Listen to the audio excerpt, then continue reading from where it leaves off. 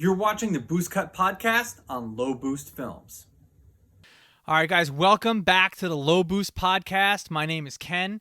I'm not sure if you guys are familiar with the guy that I have on my channel here today talking with me, but to me, he's a legend in terms of the car community and the Fast and the Furious franchise. I have Craig Lieberman with me today.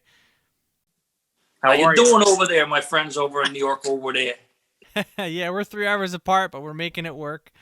Yeah, so, right off the bat, I've been into cars since before I could even drive one legally. My dad bought me a 1970 Nova when I was 13. I took it all apart.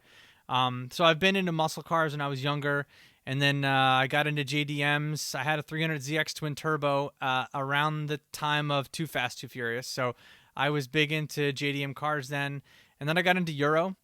I'm not sure if you looked at my stuff. I have an E36 Turbo LS swapped BMW that I did all myself, and I started the YouTube channel on that. But I've always been into the Fast and Furious franchise. So I watch, if you guys are listening right now, watch Craig Lieberman's YouTube. He does an in-depth breakdown of almost every car that you would see from the movies.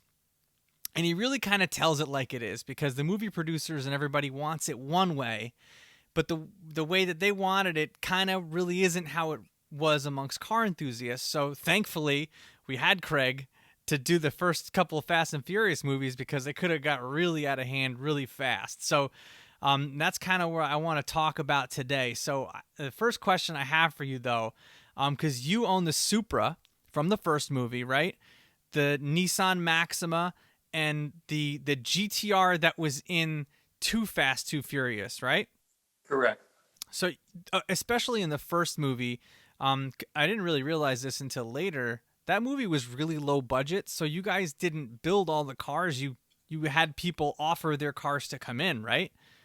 It was more or less. We once we went through the food chain of cars and agreed within the production meeting what cars we'd go after. After we had a show and tell up at Universal Pictures every Friday, we bring a bunch of cars. Okay, we allowed Supras or Integras. Can we please look at some Integras? So we bring a bunch of them up there and so forth. So the theory was, if they rent the car from a private owner, that's mostly done, then all they really have to do is change the color, because they're going to paint it at their own paint shop. So it's not a $10,000 paint job they're doing. So it was a lot easier. And then they would build clones that were cosmetically identical. They would get the same wheels, they put the same decals on the car, the same body kit, and all that kind of stuff. So it was a lot easier to rent the hero car. The hero car is the nicest, prettiest, shiniest car. And then the clones are reasonably close cosmetic replicas. And that was just the easiest and cheapest way to do it. Now, were you and the other owners that were allowed to have their cars be Hero 1 cars, were you nervous when other people drove your cars around on set or on film? Not me. I mean, because number one, the paperwork that comes with the car rental, it's fully insured. So if anything happens to the car, they're going to fix the car or pay to get it fixed. It's a big studio. Wasn't really worried about it. I'm sure there was probably a couple of people like, oh my God, that's my baby. But, as much as I am attached to my cars, I realize that they're just material things and they can be replaced. So if they wanted to total the car and write me a big fat check, at that time, the Supra was $25,000 back then. That's how much it cost for a used Supra. Turbo. I had an opportunity to buy, it was in Massachusetts, to buy a Toyota Supra twin turbo Targa 6-speed for $20,000. This was after Fast and Furious came out, and it was still kind of early on. I'm like, nah, they'll come down. I was such a knucklehead. I didn't know. Nobody knew that market was gonna take off. And you're not like a 75 Caprice Classic. They're just there's special cars will always they go through their different depreciation. They level out for a while, and then 25 years later, when the people who couldn't afford them back then can afford them now, the prices start going up, and that's where we are. It's just history. Well, your car, the Hero 1 car from the first movie, is probably that, and I'd say maybe the Charger, are the two most iconic cars from that franchise. But you didn't actually, your car, you had already built the thing to its, immaculateness prior. You had a different body kit on it, you had a different paint job. Now, obviously, when the movie's over, the collectability of that car went up, but did you ever have anybody that wanted their car painted back to an original color after the movie, or did? No, the thing of it was, at the time I was already in my 30s and driving around with a nuclear gladiator sticker on the back and a shopping cart wing on the back that didn't reflect my personal taste. My car was pretty clean. It was yellow. It was actually pretty mildly modified in the grand scheme of Toyota Supras of the time. There were a handful that I knew of through the magazine press that were way more wild than my car. But it was a fun car, and I had big plans for the car. But I got stuck in this kind of car show thing. I was doing stuff for McGuire's at the time. And so I was going around the car show, so there was a lot of car show stuff. But nobody ever asked me, hey, can you paint the car back to yellow? I got a big offer on the car after putting it up on eBay. And then I sold the car to move on to something else. By that time, I already had the R34 GTR in the driveway, and the cycle repeated. Yeah. But I also had other cars. At the time, I had a Lexus GS400, a Lexus IS 300 that just come out from me. And then right after that, the E46 M3 came out, which is in late 2000. So I bought one of those and turned it into a wide body car. If you Google the phrase Uber M3, that's the blue one. Yeah. Okay. Yeah. I had an E46 M3 too. I that was my first BMW. I loved that engine. That thing that was great. Speaking of cars, what are some of the cars that you've obviously. You get rid of a car like your Supra, right? And just like you said in your videos, you can't drive that on the street. If somebody wrecks it and ruins it, like it's done, it's over, it's automatically a trailer queen forever. What are some of the cars that after your GTR and after your Supra that you've then owned and now maybe have now? Oh God, what have I gone through? I went through a Porsche 996 Turbo, another 1,000 horsepower Supra, 98 Lamborghini Diablo SV, and then a 2001 Diablo VT. I had an Audi RS4. I had several Lexuses in there, GSs and so forth. I know I'm missing. I had a BMW 750 Li back when I was hauling clients around, which was a hunk of shit. What a piece of shit that car was. I learned a valuable lesson in the early 2000s. Never own a German car outside of warranty. COK 55 SL 600, which is the Designo. I can never say Designo. I don't even know how to say that. Yeah. V12 twin turbo, which was another hunk of shit. Those cars, I remember, even to this day, you can get them dirt cheap, but it costs more to fix them than it does to buy them. So I used SL 55 back in the day. 4 years on. For like $23,000. That's because it has $15,000 in deferred maintenance. Yeah, it's true. It's true. And electrical gremlins that no dealer can trace. So it's God.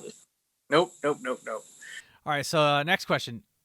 I've watched just about as many videos as I can on your YouTube channel, and I've tried to find some answers. I tried to find questions that you have not talked about on the channel. So, did they ever race the Charger versus the Supra just for like shits and giggles, just to see what would happen in any variety of any of the Hero 1, Hero 2 cars? Did they ever just go at it? Not to my knowledge, but stunt guys will be stunt guys. Now, here's the thing. A lot of people don't realize that the Dodge Charger had an end when we opened the garage doors in Dom's garage, and he reveals the car, and he's talking about 900 horsepower. The engine that was in there was a rental engine. It came from Chuck Nelson Racing Engines, I think was the guy who he passed away a few years ago, like 2 years ago. But it was a big 572 or whatever the hell it was. I forget off the 526, I think it was, and it was supercharged and all that. The motor came in a crate. They dropped the motor in there. They filmed that scene. Cut. The engine comes out, goes back in the crate, and goes right back to Chuck Nelson Racing Engines or whatever it was. So that car never had that motor. So all those cars, I think, were 440s or 360s. They were Dodge or 318s or whatever. Drag pack. No, they definitely would hook well compared to your Supra. Oh, yeah. The thing of it is, if you know anything about a Supra, the joke is, what's the difference between a 1,000 horsepower Supra and a 400 horsepower Supra? Nothing. They both run a low 13 quarter mile. One traps at 128, the other one traps at 99 miles an hour. Oh man. So I get in arguments with my dad about this because when we both watched the first movie together, and he had a 1970 440 RT. It was like burnt orange with a white top. So when he watched the movie, he was like, "That's That's great. I showed him the trailer, and they wrecked They wrecked the car in the trailer. He was like, I don't want to go see that movie. Now they ruined it. But we went to go see it anyway, and we argued about who won, and of course. If the car had drag slicks with the 440, the Supra might have gained on it toward the end. The cat caught up somewhere during the race. But the 440, it depends on the gear ratios on the car and the driver and all that kind of stuff. And whether there's confusion as to whether or not the car was a stick or an automatic. It was actually an automatic, but they made it look like it could be a stick shift. So what they showed in the movie was not really accurate in any real way. So the short answer is, if the car had any kind, that car had 500 horsepower drag slicks, the Supra with its super low profile tire, all this heavy weight that it had, it's just spinning first. I know, I've driven the car. I've driven a lot of miles on the car. First, second, and third gear were nearly useless. You have to roll into the throttle. So yeah.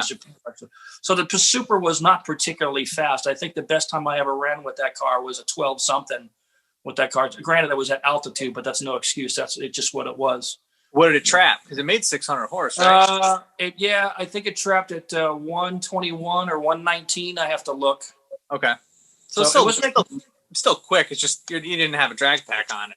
No, the shock absorbers would have been completely, everything would have been different on that car if I was going to do drag racing. I came from drag racing, though. I had Fox body Mustangs, and at the time I ran a low 11s and high 10s in my 347 stroke supercharged 93 GT Mustang, which was, pretty built car. So what's the fastest car you've ever owned? Fastest 0 to 60 or faster a quarter mile? Quarter mile. The R35 GTR that sits in my garage currently. Oh, yeah. Okay. It's E85 and all the bolt-on stuff. Pretty much the stuff that everybody does. They're all they're all at least that fast. Low 10s, high 9s. They're monsters. Is it alpha tuned or? No, you don't have the alpha tune packages. You're all buying their stuff. You can go out and buy mix and match stuff, and it all still works. The recipe for any turbo car is the same. You're a car guy. Intake, open up the intake. Is get the small intakes out of there and put the 3-inch in there. Injectors, fuel pumps, a tune. Open up the exhaust. The stock exhaust is modest. It's like 3-inch. So everybody goes to like 4-inch, 102 millimeter, something like that. And then E85 conversion kit, which is really easy with these cars. Okay. And then that's it. And all these cars, all these cars are making 650 to the wheels. And then the next upgrade is the transmission, because anything after 650 torque, you're living on borrowed time. Yeah. But it's a great car. It's the best car I've ever had, even better than my RS4, my 2007 RS4, which was my second best car. I've had this car now almost 7 years. It's the longest I've ever owned a car in my life. Ever. Wow. Okay. Okay. You're a big GTR fan. I think you're might be the GTR whisperer, based on all the knowledge you have on the Motor X stuff and being able to get one here legally and all that stuff. And actually, I'm just a novice with the stuff. I have I know the stories because I lived through the story, but the person I work with to get my information is really somebody like Sean Morris, who runs Rent JDM, and he runs Top Rake Imports, where they bring in a lot of these cars from Japan. Mostly, well, not mostly GTRs, but a good chunk of GTRs. He's the godfather, the guru of GTR. So Sean and I are pretty good friends. Cool. So he works on them daily. So, speaking of GTRs, was your GTR from Too Fast, Too Furious faster than your Supra? Yeah, probably. I mean, it depends. Are we talking with or without the stereo equipment? That car turned into a show car as well, and had I don't know if you've seen the pictures of the interior of that car with the multiple TV screens, the 3 nitrous bottles and all that. Have you ever seen those pictures? Yeah. Okay, so you know what was inside that car.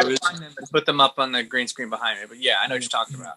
Yeah. So it had a lot of stuff in the car, but the turbos were pretty modest. They were 2540s, and so they weren't huge turbos, but it was definitely quicker than stock by a long shot. I would guess that car probably made 400 horsepower at the wheels ish. But it definitely hooked better than the Supra, because the clutch that was in that thing, you could just rev it up, drop the clutch, and you'd get some tire spin for a short little bit, grab second gear, and that was pretty much over, and the thing would take off. So it was definitely a more performance oriented car than the big boat Supra was. But driving the two, I liked the target top on the Supra, so it was more fun for me to drive. But the GTR was, you know how people say this car is a chick magnet, right? That car was a dick magnet. It's just like, I'm sure. everywhere you went, the fanboys, people who were, they had already had arthritis from playing with GTRs on Gran Turismo, right? Oh, of course. Like I had the GTR in Gran Turismo. Yeah. I did a track day up in here in New York, and somebody had a blue R34 GTR, kind of like the one that's behind you, and he tracked it. He trailered it there, he tracked it, and he drove it home. I was like, that's nasty. That's great, just for a fun track day. But it's nuts. Living the life. If you like what you're watching here, consider subscribing. I upload at least a video every week about cars, whether I'm working on one of my many projects that I have, or doing interviews with people in the car community, and doing reviews on their cars as well. I still have a bunch of more questions for Craig Lieberman, so make sure you guys stay up to date on all of the uploads on this interview as well, because there's more to come. Stay tuned. Thank you guys very much for watching, and I'll catch you in the next one.